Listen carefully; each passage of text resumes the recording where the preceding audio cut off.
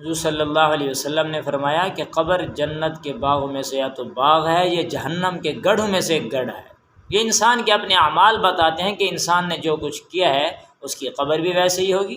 اچھے اعمال کیے تو پھولوں سے بھر جائے گی، استقبال کیا جائے گا، برے اعمال کیے تو پھر کانٹوں سے بھر گئی، آگ سے بھر گئی۔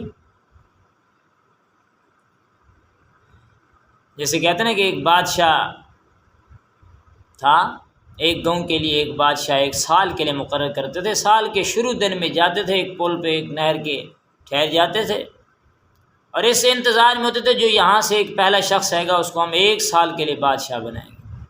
ایک آدمی آ گیا، سمجھدار تھا، نیک شخص تھا۔ جب وہ سب سے پہلے آئے تو اسے بتایا کہ ہم اپنے گاؤں کے لیے ایک سال کے لیے ایک بادشاہ مقرر کرتے ہیں، لیکن ایک شرط ہوتی ہے کہ ساری کی ساری اس کو پروٹوکول دیتے ہیں، اس کو اختیارات دیتے ہیں، کھانا پینا سب کچھ ہوتا ہے، نوکر چاکر ہوتے ہیں۔ جب سال ختم ہوتا ہے بادشاہت کا تاج اتار دیا، اس کے ہاتھ بھی باندھ دیے، اس کے پاؤں بھی باندھ دیے اور اس کو باندھ کر کے جکڑ کر کے فلاں جنگل کے اندر ڈال آتے ہیں، اسے جانور کھائیں پئیں جو کچھ، لیکن یہ ہے کہ سال مزے کریں، مرضی ہے یہاں پہ بادشاہت کی ایک سال کی زندگی گزارو تو پھر اس کے بعد یہ ہوگا معاملہ۔ اس نے کہا ٹھیک ہے مجھے منظور ہے۔ بادشاہت پہ بٹھا دیا، کرسی پہ بٹھا دیا، تاج پہنا دیا، اختیارات دے دیے، پیسہ خزانہ جو کچھ تھا اس وقت وہ بھی دے دیا، نوکر چاکر وہ بھی ملازم دے دیے۔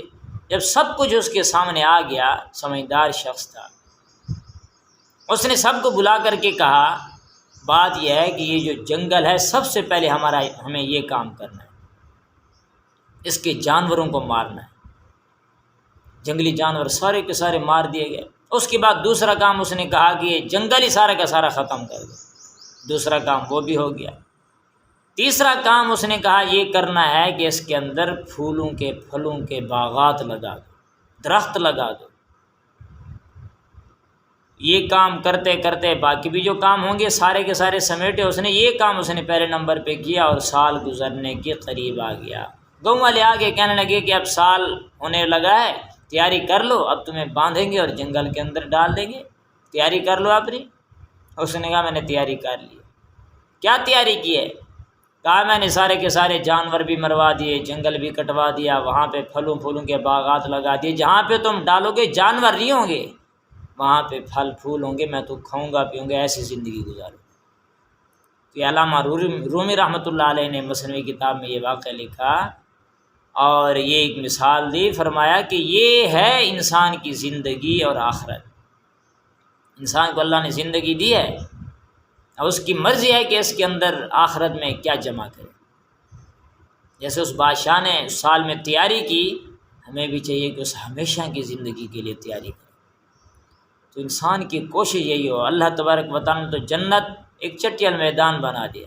حدیث قدسیہ فرمایا کہ اب اس کے اندر پھل پودے لگاؤ تمہاری مرضی، گھر بناؤ تمہاری مرضی، خالی چھوڑ دو تمہاری مرضی۔ سبحان اللہ، الحمدللہ، اللہ اکبر، یہ انسان ہر وقت کثرت کے ساتھ پڑھے۔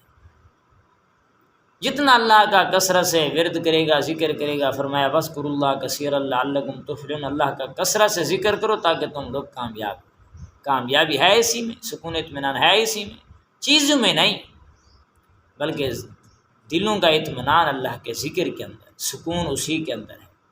اللہ نے دنیا بھی اسی میں اور آخرت کی کامیابی بھی اسی میں رکھی۔ جتنا دین سے دور ہوتے چلے جائیں گے اتنے زیادہ پریشان اور تکلیفوں میں گھرتے چلے جائیں گے۔